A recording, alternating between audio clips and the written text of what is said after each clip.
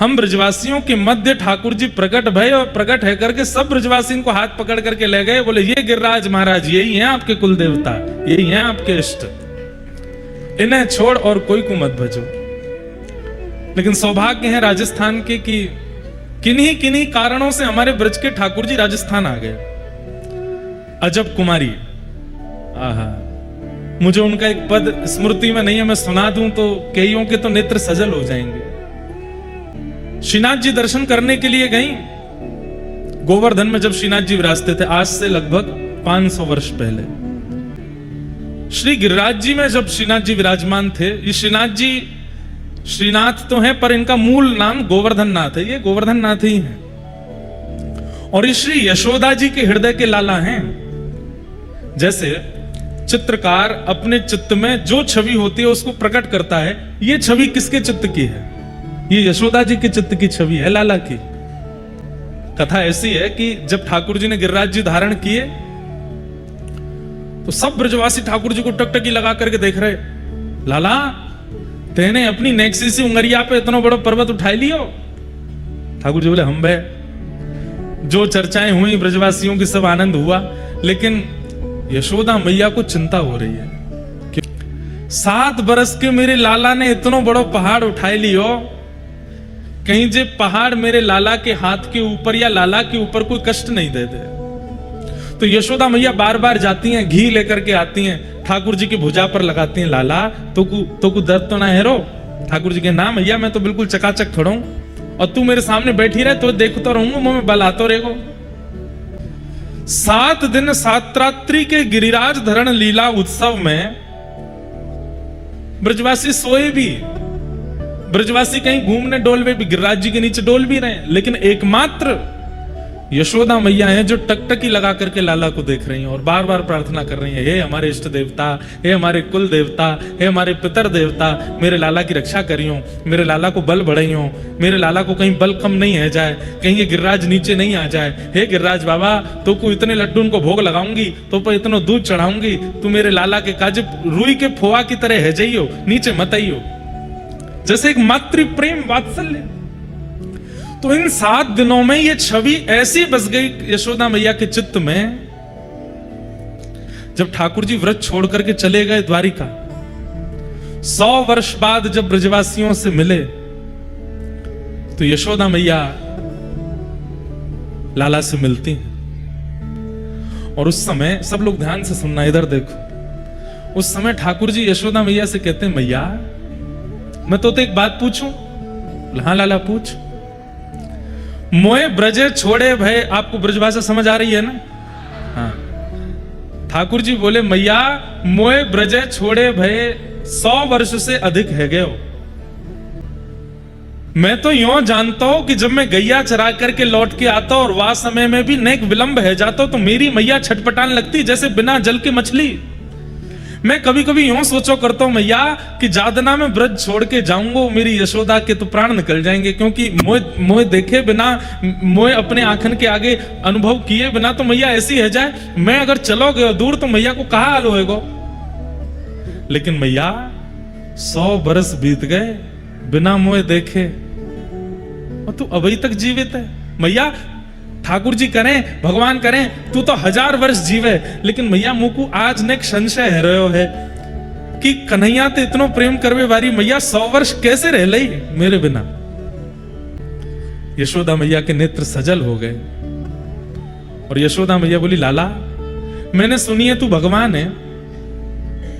ठाकुर जी बोले, ना मैया सबके काजे हूं, तेरे काजे तो ना हूं। बोले, अगर तू भगवान है तो हृदय में देखनो आवे, हृदय में झांकनो आवे, कौन के हृदय में कहा चल रहा हो तो पता होगी। बोले, हाँ मेरे हृदय में झांक के देख तो कुछ दिखेगा। जैसे ही ठाकुर जी ने यशोदा जी के हृदय में देखा तो यही छवि यशोदा मैया के चित्त में खड़ी। मैया बोली, लाला प्राण तो मेरे वही समय निकल गए होते जादना तू ब्रज छोड़ के गयो, लेकिन तेरो ये निगोरो रूप मेरे चित्त में बैठो है। मैं जब जब प्राण त्यागवे के काजे जाऊं तब तब मुझको ऐसा गिरधर स्वरूप दिखाई दे, या स्वरूप के कारण मेरे प्राण बचे हुए, तू या स्वरूप को मेरे चित्त से निकाल दे, मैं अभी प्राण त्याग दूंगी। लाला तू तनते तो चलोगे हो, लेकिन मेरे मन में ऐसा बैठ गए हो या हमारे या स्वरूप के कारण मेरे चित्त में प्राण बचे। ठाकुर जी ने मैया को अंक में भर लिया और यशोदा मैया के उस चित्त के स्वरूप को ठाकुर जी ने अपने चित्त में विराजमान कर लिया। ये स्वरूप जो है ना, ये किशोरी जी के हृदय के ठाकुर जी हैं, गोपियों के हृदय के ठाकुर जी हैं। हाथ में नवनीत लिए जो लड्डू गोपाल हैं, ये नंद बाबा के हृदय के ठाकुर जी हैं। पर एक नक पर गिरिराज जी धारण करके, नीची नजर करके, कमर पर भुजा रख करके जो ये श्री जी बाबा का स्वरूप है गोवर्धननाथ, ये यशोदा जी के हृदय के ठाकुर जी। कालांतर में जब कलयुग आया तब ठाकुर जी ने मन में विचार किया कि कल की अवतार तो बहुत समय बाद होएगा, लेकिन गिरिराज जी की महिमा बढ़ाने के लिए मुझे कुछ करना तो पड़ेगा। तब ठाकुर जी ने विचार किया और यशोदा जी के हृदय के जो ठाकुर जी हैं उनको श्री गिरिराज जी में प्रविष्ट कराया। और आज से लगभग 550 वर्ष के आसपास पूर्व श्री गिरिराज जी सो भगवान के ये सुंदर विग्रह, जिन्हें हम यशोदा जी के चित्त के ठाकुर जी कहते हैं, श्रीनाथ जी प्रकट हो गए और प्रकट होकर के पूरे विश्व को दर्शन दे रहे हैं। श्रीनाथ जी के जब भी दर्शन करने के लिए जाओ, आपको गोपी भाव है, आपको प्रियतमा भाव है, आपको सखा भाव है, ये ऐसा स्वरूप है ठाकुर जी को, इनसे आप सबरे संबंध बना सको। इनको सखा भी बना सको, इनको प्रियतम भी बना सको, इनको लाला भी बना सको, इनको गुरु भी बना सको, इनको इष्ट भी बना सको, ये सबरे स्वरूप है यहाँ में। तो ऐसे श्रीनाथ जी हैं, ये यशोदा के हृदय के लाला है। और वो श्रीनाथ जी अजब कुमारी, आपकी राजस्थान की एक लाली, ठाकुर जी के संग चौसर खेलती और ठाकुर जी को जिता देती, खुद हार जाती।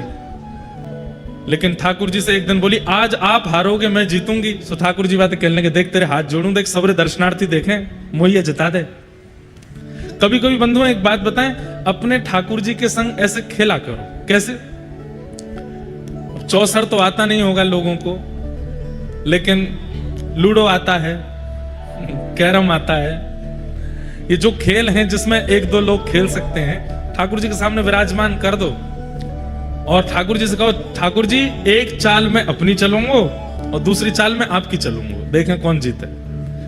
हम तो अपने लाल जी के संग खूब खेलें और हर बार हमारे लाल जी हार जाते हैं हम जीत जाते हैं। लेकिन अजब कुमारी क्या करती, पासा डालती और वो इतनी निपुण थी खेलने में कि स्वयं जीत जाती।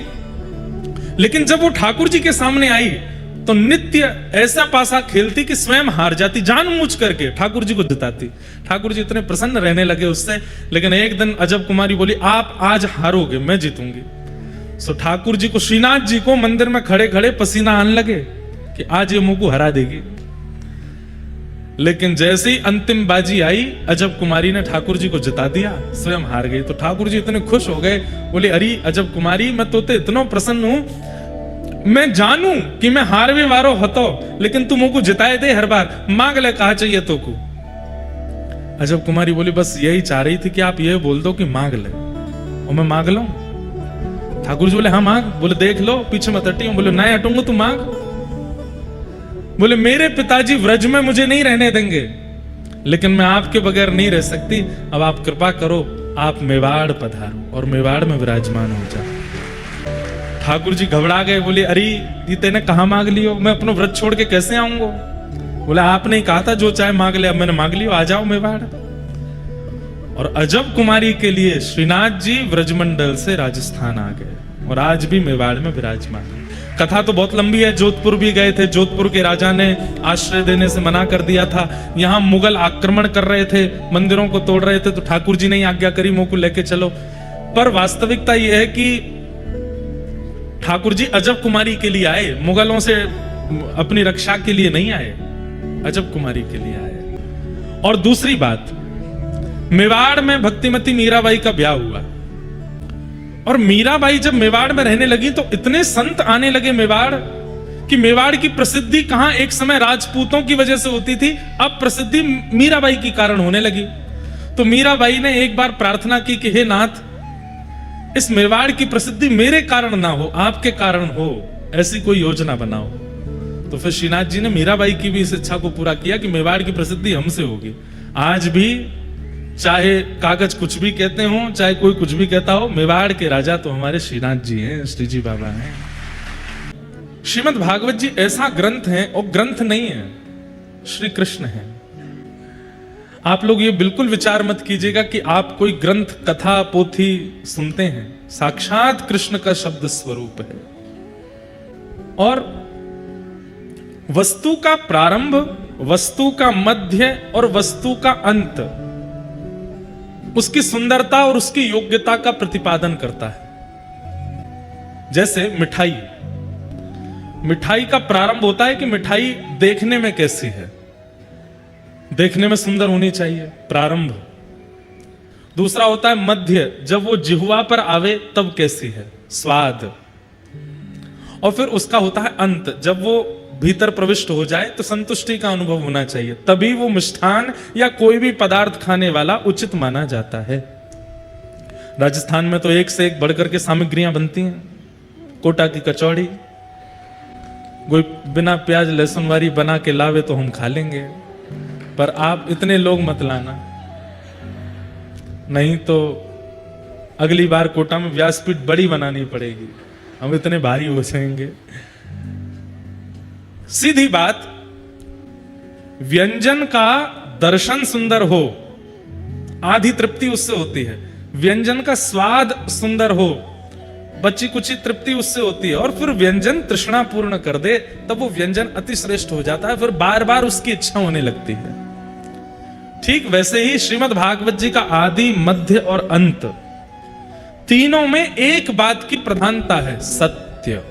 क्या? श्रीमद् भागवत जी के प्रारंभ में ना कृष्ण की आराधना है, ना राम जी की आराधना है, ना शंकर जी की आराधना है, ना नारायण की आराधना है, ना किसी देवी की आराधना है। कितना वर्सेटाइल है श्रीमद् भागवत का स्वरूप। प्रारंभ भी करते हैं किससे? बोले सत्यम परम धीमहि, जो भी परम सत्य है मैं उसे प्रणाम करता हूं। कोई नाम नहीं कहा गया। अगर कोई कहे कि हम तो अन्य पंथ के हैं, अन्य मजहब के हैं, हम भागवत जी कैसे सुने? आइए देखिए, श्रीमद् भागवत जी में किसी एक देव का प्रारंभ में नाम नहीं है। सत्यम परम धीमहि, और सत्य को सब वंदन करते हैं, चाहे आप किसी भी पंथ के हो, मजहब के हो, जाति के हो, बिरादरी के हो, कोई भी हो, सत्य का वंदन सब करते हैं।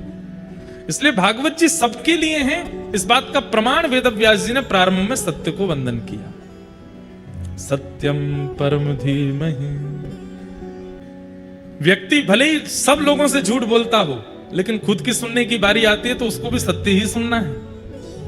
वो अपने लिए झूठ बर्दाश्त नहीं कर सकता। महा झूठा व्यक्ति जो केवल झूठ ही बोलता है, सब लोग इधर देखिए, बहुत ध्यान से सुनिए,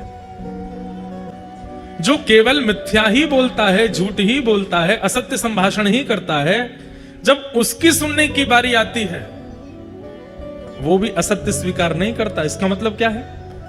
सत्य सर्वग्राही है, सबको चाहिए सत्य, और उसी सत्य का यहां पर वंदन किया और इस बात से प्रमाणित कर दिया कि परमात्मा इज इक्वल टू कौन?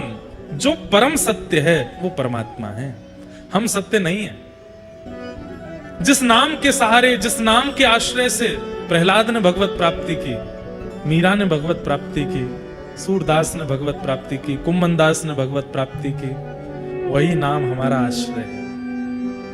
नाम और मंत्र ये दो अलग है। गुरु प्रदत्त मंत्र जो है, मंत्र क्या है? मंत्र परहेज है और नाम औषधि है। बहुत ध्यान से सुनिएगा, मंत्र परहेज है और नाम औषधि है।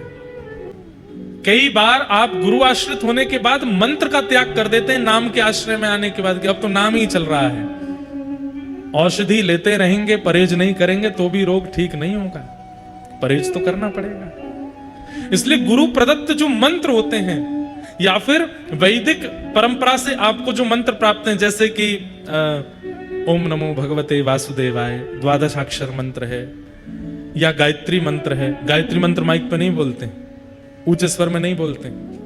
या फिर हमारे श्री वैष्णव परंपरा में जो रामानुज परंपरा के यहां बैठे हैं, उनको अष्टाक्षर मंत्र मिला है, कई लोगों को गोपाल मंत्र मिला है।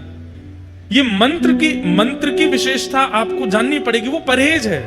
नाम अलग करते रहिए, मंत्र का भी आश्रय लेते रहिए। मंत्र और नाम दोनों साथ में करेंगे तो परहेज औषधि दोनों होंगी, रोग नष्ट भी होगा और रोग नष्ट होते ही आपको स्वस्थता रूपी श्री कृष्ण की प्राप्ति हो जाएगी।